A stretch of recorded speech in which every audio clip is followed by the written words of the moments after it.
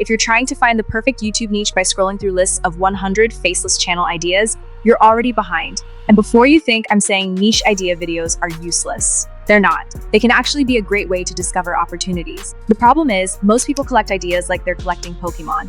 They save 50 niche ideas, watch another 20 videos, create a Google Doc with hundreds of possibilities, and somehow still have no idea what channel to start. Because finding a niche isn't the hard part.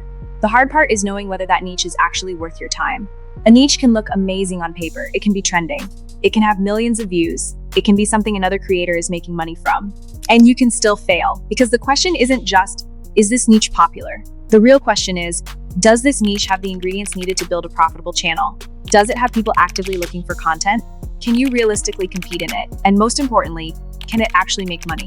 Because a channel with millions of views but no clear way to monetize is just a very successful hobby. And that's not what we're trying to build. So in this video, I'm going to show you a simple 3-step framework to analyze any YouTube niche before you commit your time, energy, and months of creating videos. Whether you found the idea from a niche list, a competitor's channel, or your own random shower thought at 2 a.m. By the end of this video, you'll know how to tell if it's actually worth pursuing. Let's get into it. The biggest mistake people make when choosing niches. Most people choose niches backwards. They start with, what do I want to make videos about? And honestly, that makes sense. Because when you start YouTube, everyone tells you follow your passion. But passion alone does not create a profitable channel. Your passion is important because it helps you stay consistent. But demand is what brings viewers. Think about it. You can be extremely passionate about collecting rare rocks. But if nobody is searching for rare rock documentaries, you might have a very peaceful channel with 3 viewers. Your mom, your best friend, and someone who accidentally clicked.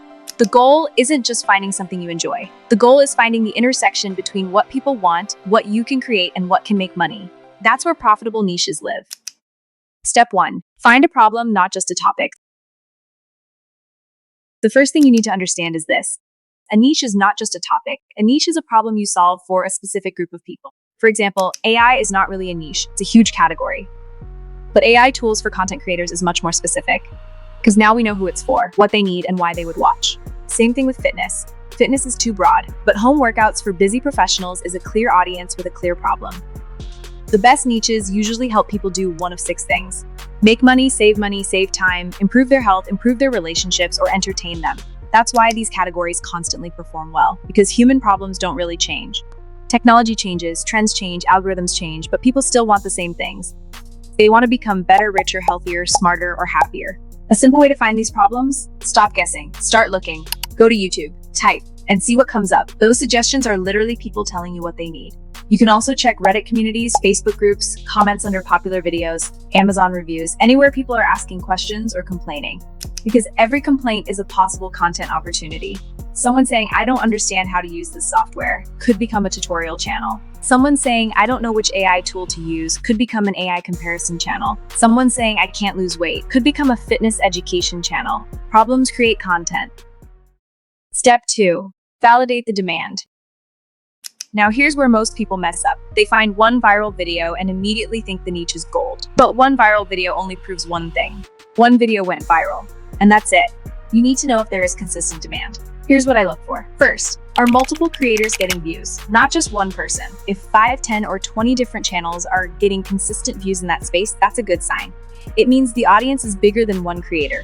Second, are people still watching recent videos? Because some niches explode for 3 months and disappear. You don't want a trend, you want something sustainable. Third, are people actively searching? Use tools like vidIQ or TubeBuddy. Look for signs that people are already interested, because you don't want to spend 6 months convincing people to care. You want to enter where attention already exists. But here's the interesting part. Don't run away from competition. A lot of beginners say, this niche is too competitive, and then they choose a niche with no competition.